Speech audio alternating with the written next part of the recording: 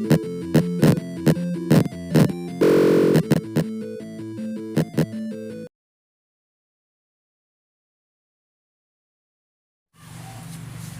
a new project, name it however you want. I'm gonna name it 3D scroller. Then create and edit. And we're gonna add some folder scenes. We're gonna assets and scripts.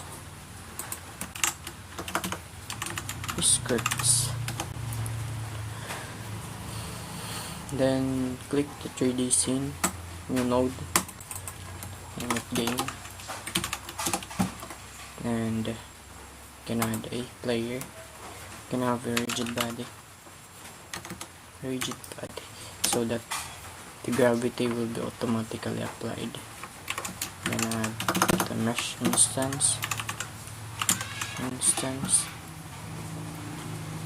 then we're gonna add the mesh tab. Can add a capsule. We're gonna rotate it in 90 degree in the x-axis, 90 degree, and you're gonna bring it a little up the y-axis 1.5. Then we're gonna add a third mesh instance. We're gonna add a collision shape.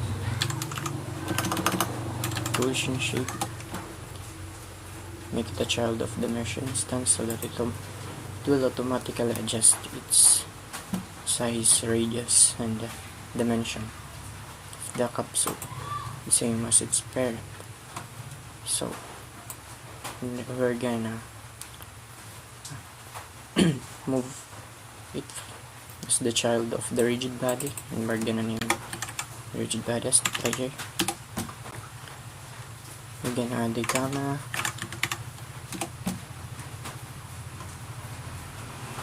and we're gonna bring it up here, set the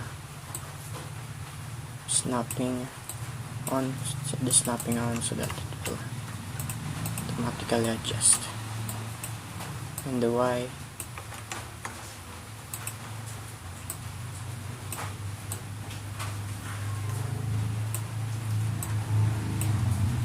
okay, I'm gonna rotate it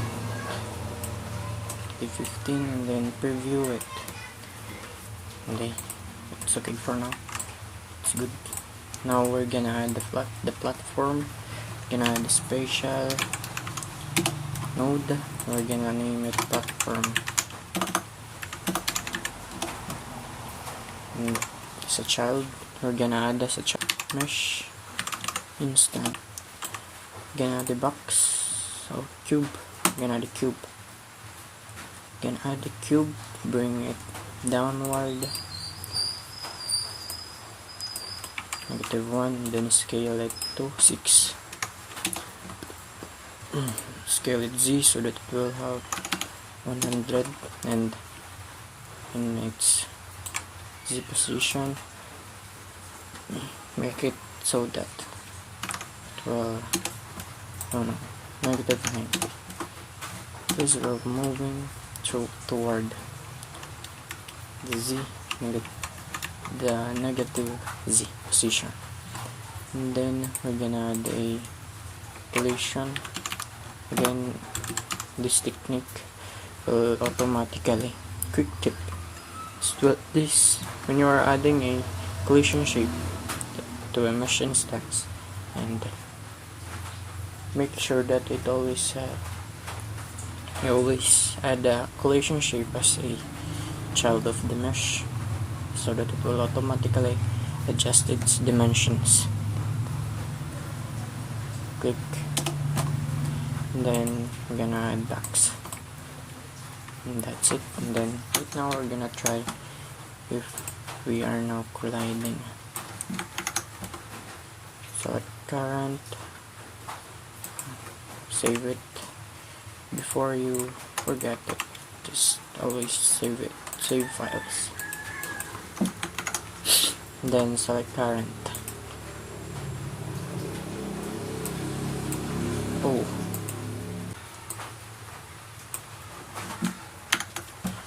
and we're gonna change type static body. Static body. Where's the static body? Static body. Here it is. And then play now.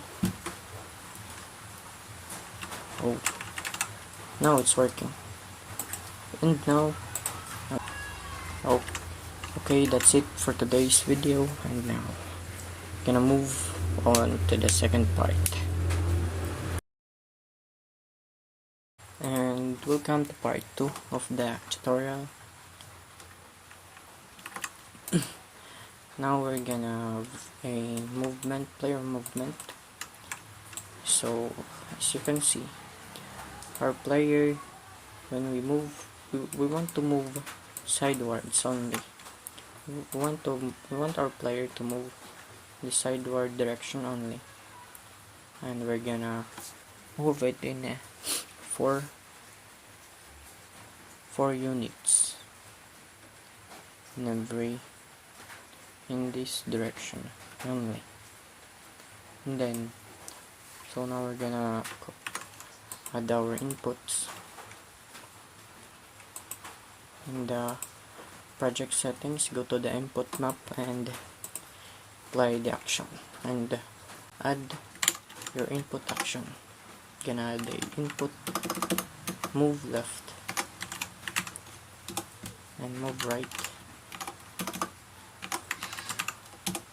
and jump. Now we're gonna add our key for every action, input action. And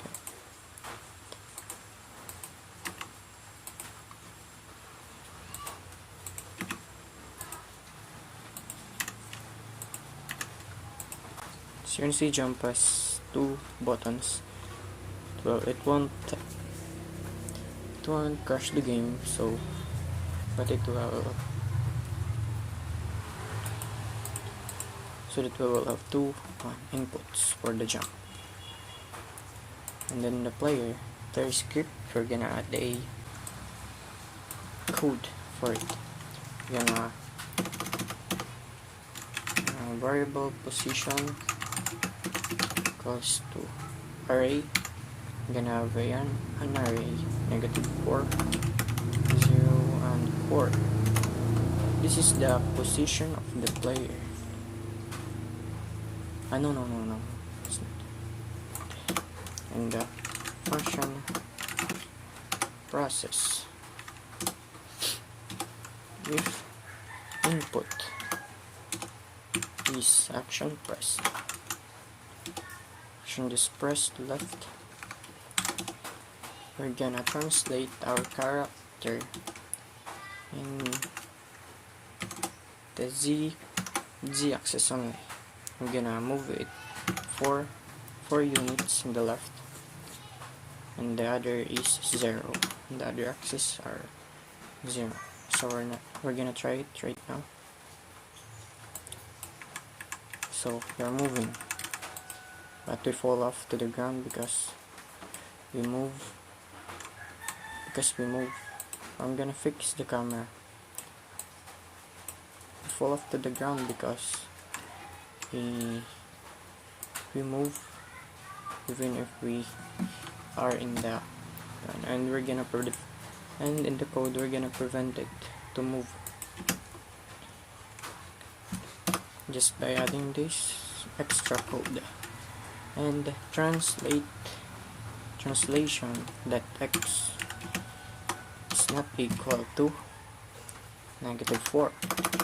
So we're not gonna move until we're not gonna move left 4 units left until we are in the -4 units, and we're gonna add this symbol. Not the transition is not. This basically means that if the position of the x is not in the 4 direction, it means that we're not gonna move. it means that if we are not in that translation.x, this is the same as not. But to make it short, we use this because it's just the same. And now we're gonna try it. So as you can hear, I'm pressing the button, but we're not moving. And then but the other problem now is we're not moving in the right direction. So we're gonna add it right now in the input. Well, if we're gonna add just if and copy paste it, and in the with the right we're gonna add 4, just add 4, that's it, and that's it. We now have a player movement left and right, and we don't pull off to the beat on the edge. And we're gonna fix the camera just a bit far so that it will see some distance away right there. As you can see right there. I'm gonna make it 200. If OV is just the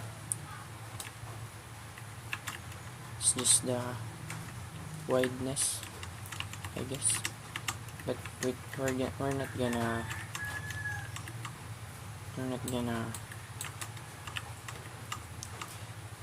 alter it. We're not gonna alter that.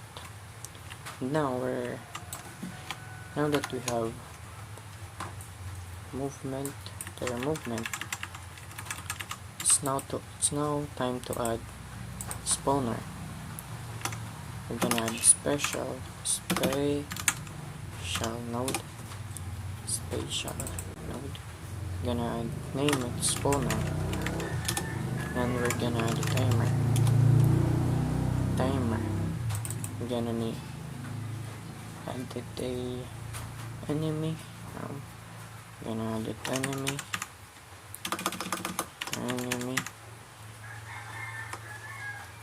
timer, and we're gonna add a script to our forget to. I'm just gonna have other separate folder for scripts and scenes to make it more organized. Now we're gonna add a auto start and 2 seconds for the timer, wait time, and now we're gonna and the timer node. That's it, and oh, we don't have enemy. That's it for this video, and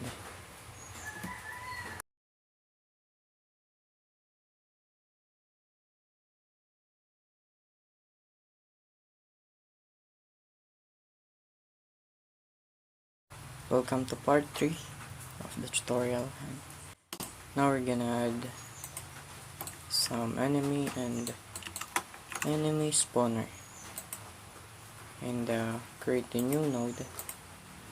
Use 3D scene, and gonna change type. We're gonna use a area node and name it enemy. We're gonna add mesh instance. We're gonna add a capsule mesh, and same as the player, rotate it 90 degrees and position it in the y-axis so that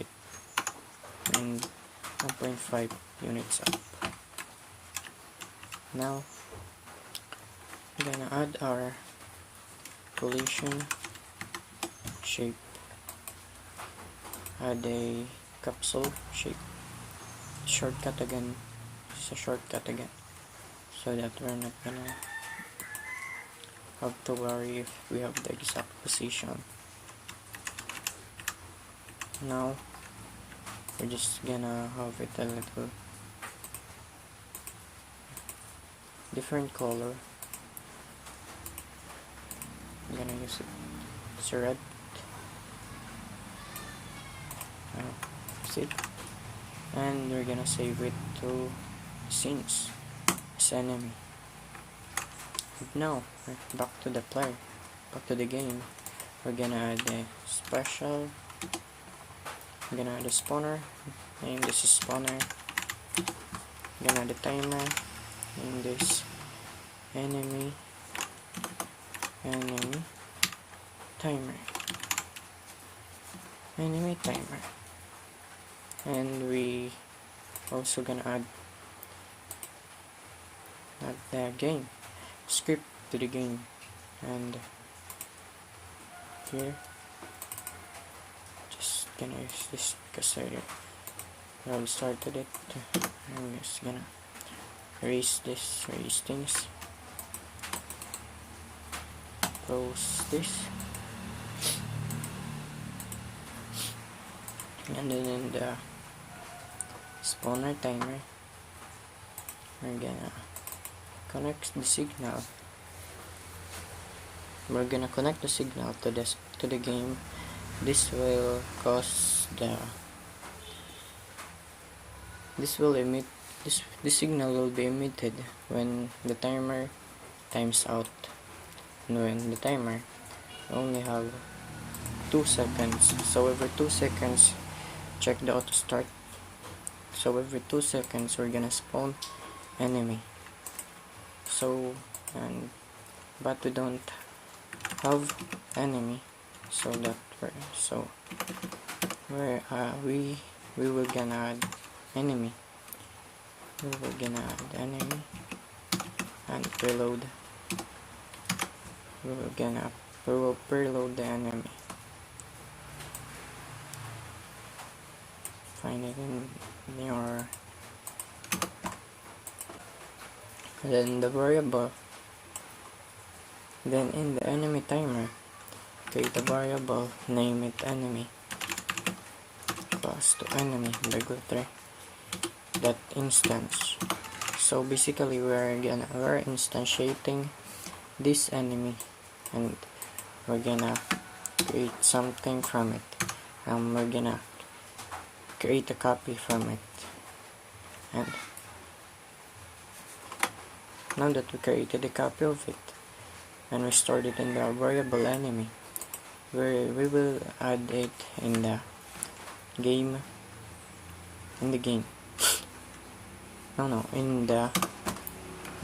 I forgot. We will gonna add it as the child of the spawner. It's the child of the spawner. It's the child of the spawner, and we're gonna move this code. We're gonna move this code. Control X and Control V in the spawner entity, in the spawner script, and here in the timer we're gonna disconnect this and connect the timer to the spawner script here. See, we already connected it here, but we're not gonna use this here. Instead, we're gonna use it here in the spawner script, and here it automatically connect. That's it. And right now we're gonna start. So that's it. Let's try.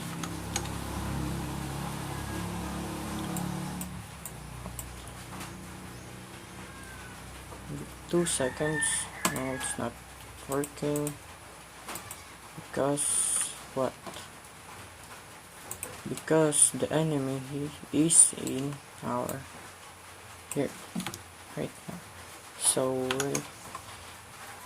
let's check. 1, 2. It's not working. So why? Again, oh no, we didn't add the child in the spawner. So we're gonna add a child in the spawner, name it enemy, the name enemy, and voila. Right there.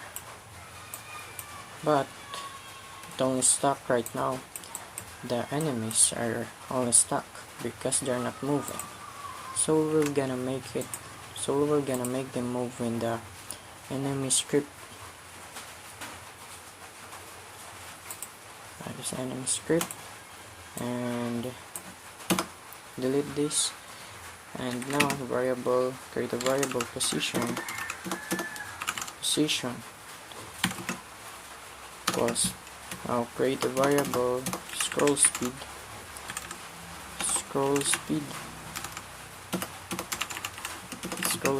equal to 5, I guess, or 10. I'm gonna function process. The function process, we're gonna translate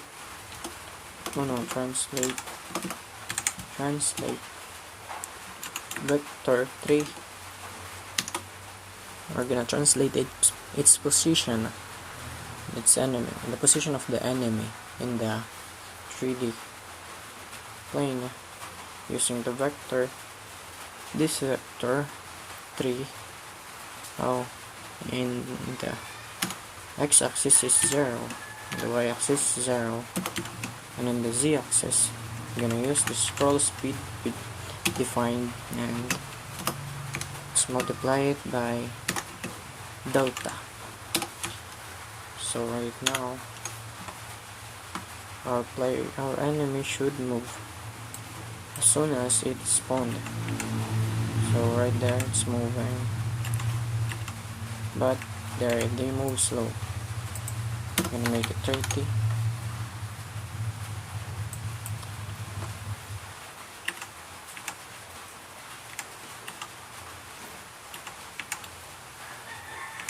Now I guess we have a little playing right now, and there's one thing we should do.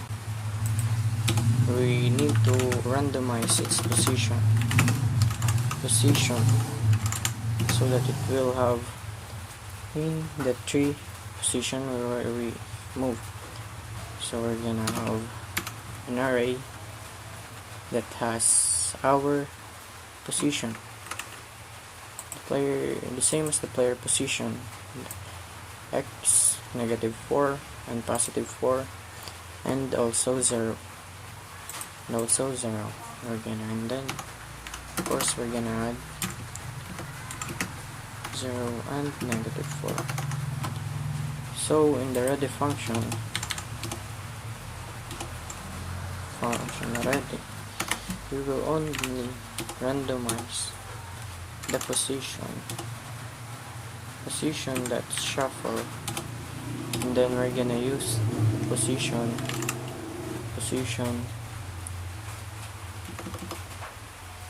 we're gonna translation that x is equal to position that front. So what did we do? First we're gonna check if it's working.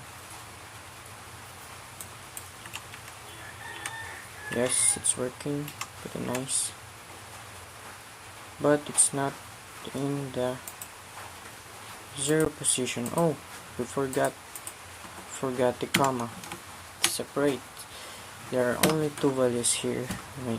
So that's because we did not have the 0 in the middle. So we're gonna add it. Then Now we have it.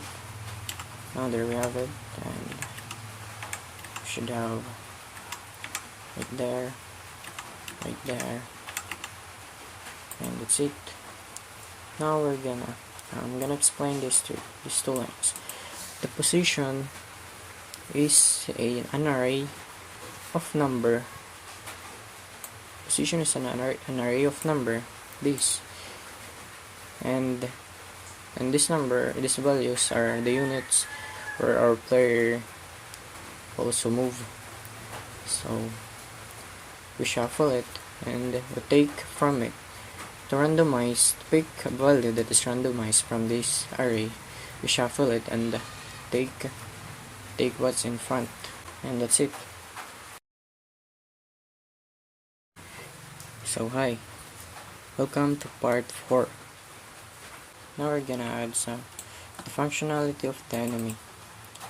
So move it here. Gonna move it there. Move it there. So as you can see, the enemy just go through the player, and we don't want that. We want something that our player we want that so that our player will area entered. We're gonna have so that our player will detect our player. Class name player. We're gonna use class name player and close this. And then the node signal in our area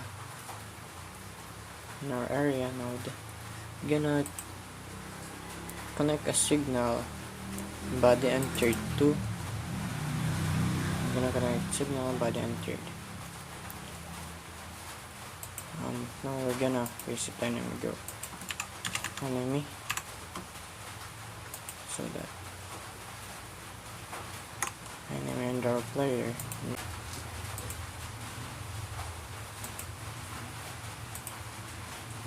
And our player, we're gonna save it as branch scene and in the scenes.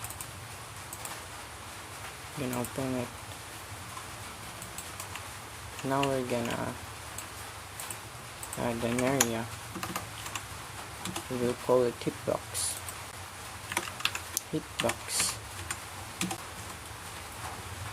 And we're gonna add a collision.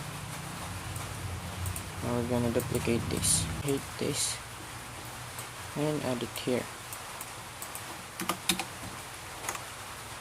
And also we can make it bigger so that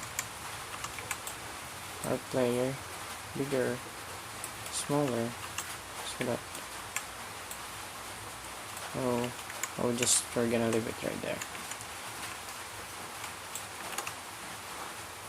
Now in our signal, when our area detected an area node entered, we're gonna reload our current scene.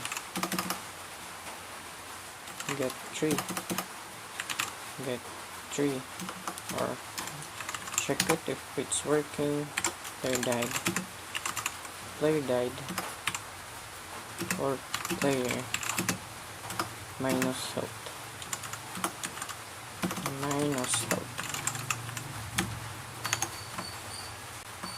So right there, gonna test it, and then that's it.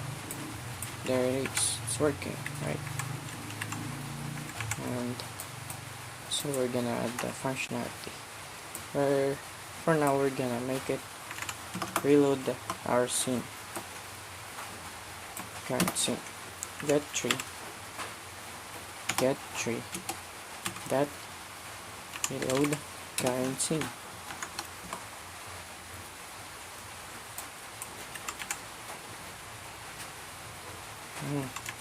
And that's it.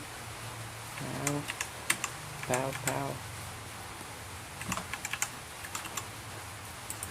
So we're gonna our spawner. We're gonna move our spawner so that it's negative 60.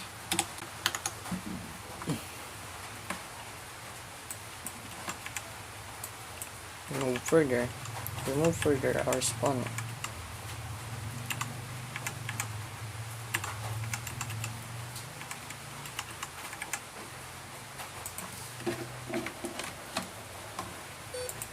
And that's it. Welcome to part 5. So now, the enemy. In our player, we didn't check if the area we've detected is an enemy. Now we're gonna check it. If area that is in group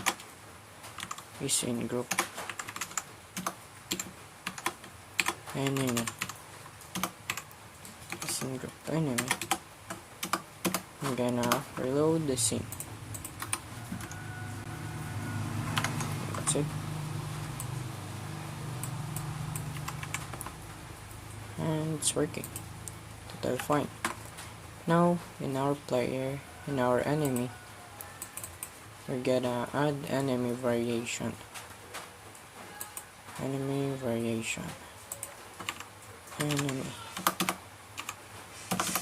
We're gonna save this as an enemy class name enemy, and in our enemy we're gonna add an area enemy flash, yellow. Let's call it enemy yellow. Enemy yellow. Gonna save it there. The enemy variation and enemy, and then collision shape, of course. Mesh instance.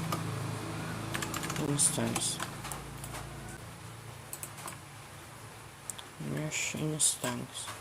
Gonna the capsule, rotate it 90 degree again. Set of 1.5. 1.5. 1.5 right there, and we're gonna add the collision shape.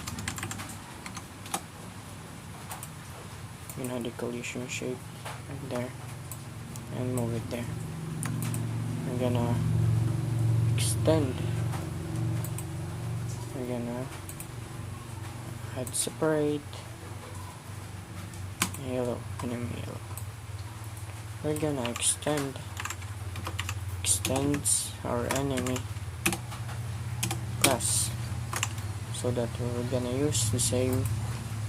Here we were gonna have this variable, this codes exactly this, but we will have different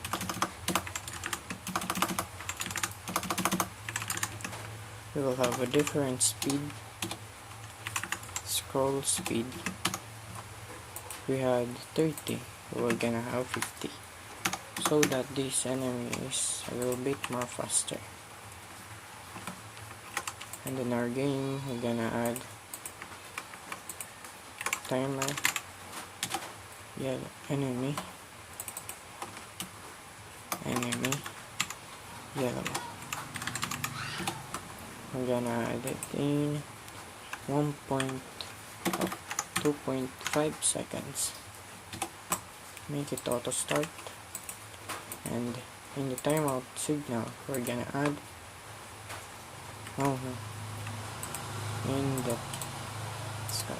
in the timeout signal we're gonna add this.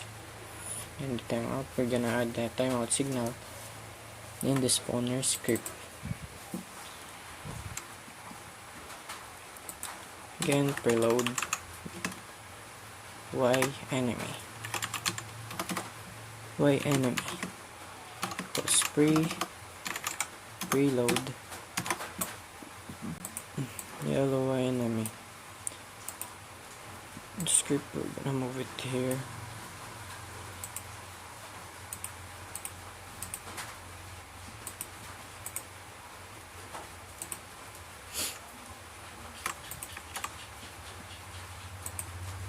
Spawner, we're gonna, and here we're gonna add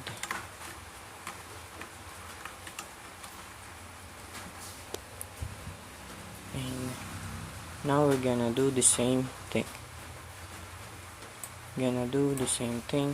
Just copy and paste this in the yellow, but we're gonna use the yellow enemy, the Y enemy, the yellow enemy. Now that's it.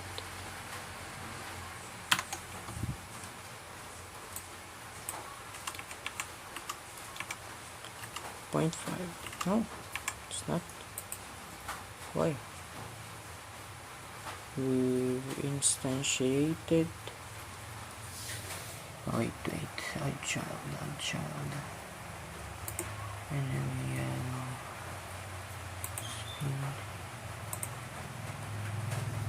So we're having problem.